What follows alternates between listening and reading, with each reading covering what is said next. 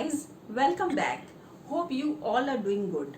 Let's start with some more life lessons from Robin Sharma's Who Will Cry When You Die. Learn to meditate. The French mathematician Pascal wrote, all man's miseries derive from not being able to sit quietly in a room alone. Without the ability to concentrate, a full and complete life is not possible. If you lack the mental focus to stay with one activity for any length of time, you will never be able to achieve your goals, build your dreams, or enjoy life's process. Without a disciplined mind, thoughts and worries will nag at you, and you will never have the capacity to immerse yourself in more meaningful pursuits. Without deep concentration, your mind will be your master rather than your servant. My own life changed the day I learned to meditate. Meditation is a method to train your mind to function the way it was designed to function. And here's the key benefit. The peace you will feel after 20 minutes of daily meditation will infuse every remaining minute of your day. You will be more patient in your relationships, more serene at the office, and more happy when you are alone. Meditation will make you a far better parent, life partner, business person, and friend. Be more than your moods. For much of my life, I believed my thoughts were beyond my control. They just entered my mind automatically and did whatever they wished to do. Even worse, I believed that I was my thoughts. Thankfully, I discovered that nothing could be further from the truth. We are not our thoughts. Instead, we are the thinkers of our thoughts. We are the creators of the thoughts that flow through our minds, and given this fact, we can change our thoughts if we choose to do so. I began to pay complete attention to the quality of my thoughts. This awareness was the first step to changing them.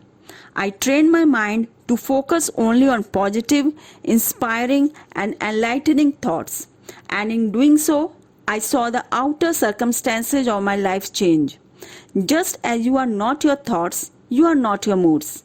You are the creator of the moods, your experience. Moods that you can change in a single instant. If you choose to do so, you can feel peace in a moment of stress, joy in a time of sadness, and energy during a time of fatigue. Live fully so you can die happy. Most people don't discover what life is all about until just before they die. While we are young, we spend our days striving and keeping up with social expectations. We are so busy chasing life's big pleasures that we miss out on the little ones, like dancing barefoot in a park on a rainy day with our kids, or planting a rose garden, or watching the sun come up. We live in an age where we have conquered the highest of mountains but have yet to master ourselves. We have taller buildings but shorter tempers, more possessions but less happiness, fuller minds but emptier lives. Do not wait until you are on your deathbed to realize the meaning of life and the precious role you have to play within it.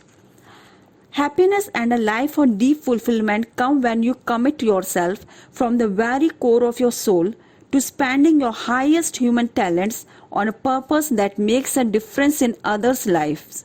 When all the clutter is stripped away from your life, its true meaning will become clear: to live for something more than yourself. Stated simply, the purpose of life is a life of purpose. That's all for this video. It is my privilege to share the life lesson of this inspirational book with you all. Comment me what you like in the video. Like, share and subscribe me so it will keep motivating me. Don't forget to press the notification bell. Till then, have fun and enjoy life.